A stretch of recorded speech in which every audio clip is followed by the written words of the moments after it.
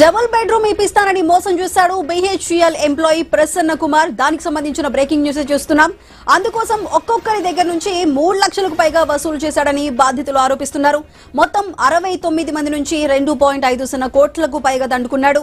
2021 నుంచి మీ డబ్బులు మీకిస్తానంటూ మాయ మాటలు చెబుతున్నాడు నిందితుడు ప్రసన్న కుమార్.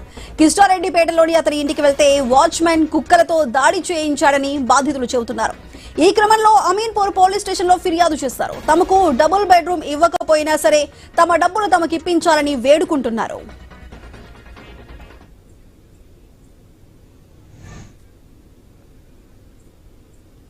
ఈరోజు ఉదయం నుంచి వెళ్ళి మేము ప్రసన్న కుమార్ ఇంటికి దగ్గరికి వెళ్ళి కృష్ణారెడ్డిపేట దగ్గరలో ప్రసన్న కుమార్ అనే అబ్బాయి ఆయన ఇంటి దగ్గరికి వెళ్ళడం జరిగింది.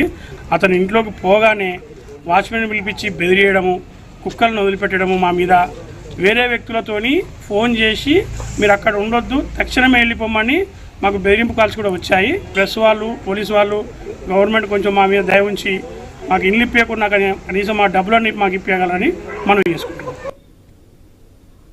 బేరన్ కూడా లోపల అపార్ట్మెంట్ లోపల చూపించాడు అనమాట. మేము చూసి నిజంగా నమ్మి డబ్బులు కట్టాము. డబ్బులు మామూలుగా కట్టలేదు, చాలా కష్టపడి చెమట వచ్చి అక్కడ ఇక్కడ పని చేసుకుని ఇంట్రెస్ట్లు తీసుకుని 4 రూపాయలు 5 రూపాయలు లెక్క తీసుకుని ఆ ఇంట్రెస్ట్లకి చాలా ఇబ్బంది కడుతున్నాం. పిల్లలతో ఉన్నాము, పిల్లలకి స్కూల్కి ఫీజులు అన్నిటికీ ఇబ్బంది పడినా కూడా ఆ డబ్బులు అనవసరం కట్టాము. ఎందుకంటే పేదవాళ్ళం కదా, సరేలే ఇల్లు వస్తుందని ఆశతో కట్టాము మేము.